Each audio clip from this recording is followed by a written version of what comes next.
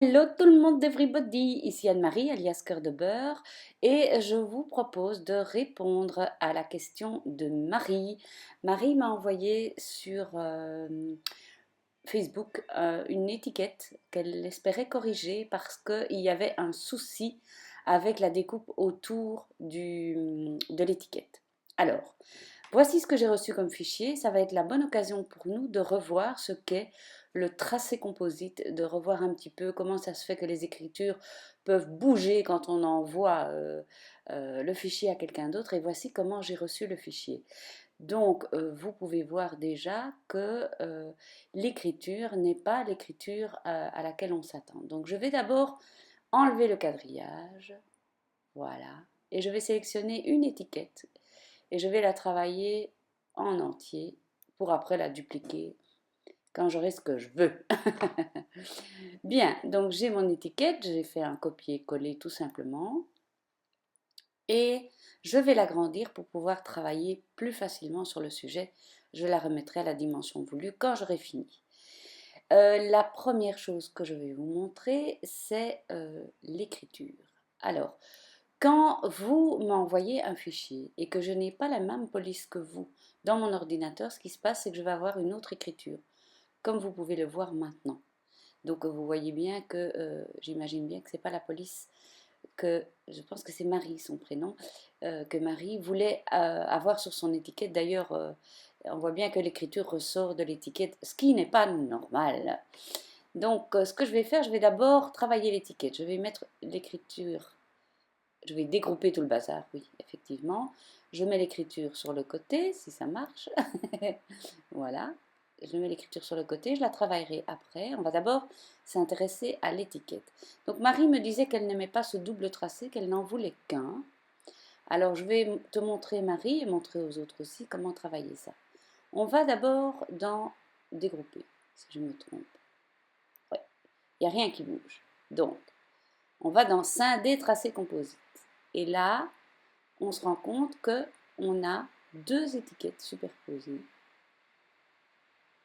Si j'arrive à les défaire, voilà. J'ai deux étiquettes superposées.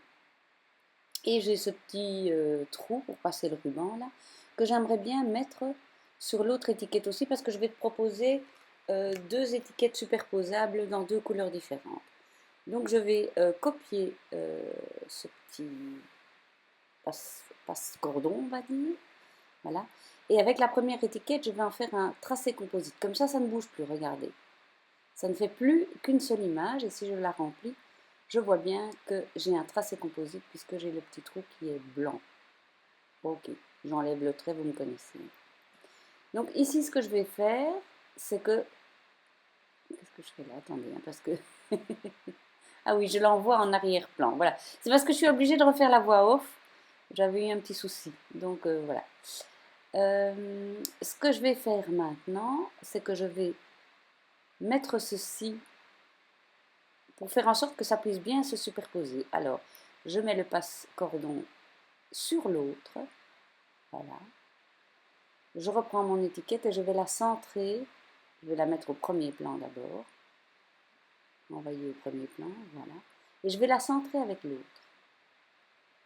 Voilà. Ok. Et maintenant, je clique sur cette étiquette. Voilà. Oui, non, qu'est-ce que j'ai fait moi? Excusez-moi. Centrer, oui, voilà, j'ai tout centré. C'est ça. Et là, j'aimerais bien refaire un tracé composite avec ma nouvelle étiquette qui va dessus et mon passe-cordon. Voilà, et là je me rends compte que c'est pas ça que j'ai pris, donc je vais devoir revenir en arrière. C'est pas évident de cliquer sur le bon, hein. Donc je fais un essai à nouveau. Voilà. C'est bon, c'est bien ce qu'il me fallait.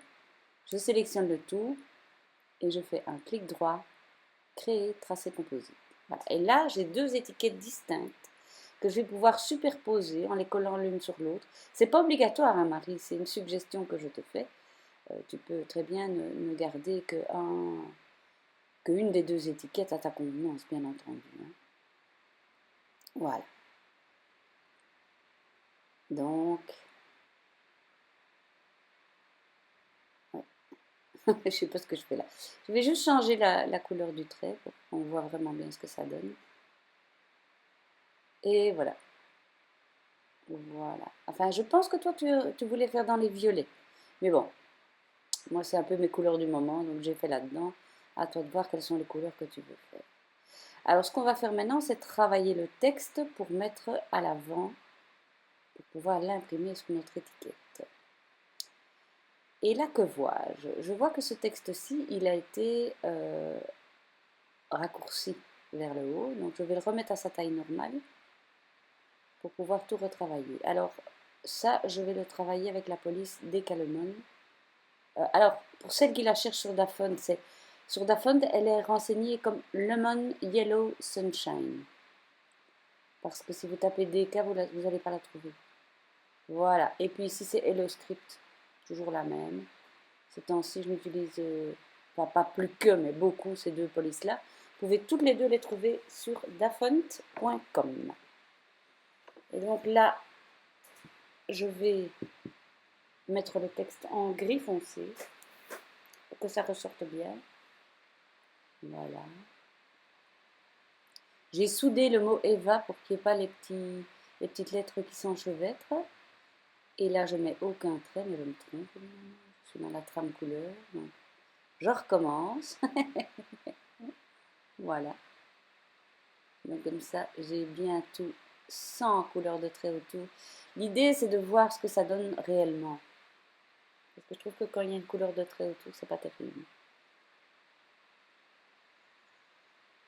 Là, je mets bien aucune découpe pour être sûr que quand je vais découper mes étiquettes, ça ne se mette pas à découper mes écritures en même temps. Voilà. Oui, évidemment, je dois tout ramener au premier plan. Voilà. Ok. Oui, j'oublie, hein. Distraite, hein. Voilà. Et donc maintenant, Marie, si tu veux envoyer cette étiquette à quelqu'un pour l'imprimer, n'oublie pas de faire de tes polices un tracé composite pour être sûr que la personne la reçoive euh, exactement comme ça. Ok? D'accord? Et bien vérifier qu'il n'y a aucune découpe et que pour tes étiquettes, il y a découpé bon. Voilà. Donc, ce qu'on va faire, on va imprimer, on va faire un print and cut des étiquettes roses. Voilà, on va tout centrer, hein, pour que ce soit bien mis. Des étiquettes roses. Alors, ce que tu peux faire, c'est juste l'imprimer en noir et blanc sur un papier rose, évidemment, et puis découper. Et les étiquettes grises, ben ça, tu les découpes simplement, sans repère d'alignement, sans rien. Voilà. Comme ça, on va tout couper, j'imagine. Oui, voilà. Je l'ai fait il y a 2-3 jours, hein. Et du coup, maintenant, quand je dois mettre la voix dessus, c'est pas évident. Enfin, j'espère que tu comprendras bien. Donc, n'oublie pas de mettre tes repères d'alignement. Voilà. Donc, quand on doit imprimer, on imprime avec son imprimante de la maison parce que ni la portrait ni la caméo, évidemment, n'imprime. Voilà. On va remettre à la taille. Ah oui, c'est ça. Pour remettre à la bonne taille, n'oubliez pas de sélectionner les deux étiquettes pour être sûr que c'est proportionnel, évidemment. Et là maintenant, bah, écoute, tu fais ton impression comme tu le sens, hein. Soit en rose sur du blanc, soit moi je t'invite à faire en noir sur un papier rose à l'origine, comme ça donnera mieux. Et si tu as un petit décalage, eh bien au moins ça ne se verra pas. Un petit décalage à la découpe, ça ne se verra pas. Voilà, ben, je pense que c'est fini. À bientôt et bonne chance avec toutes tes cartes.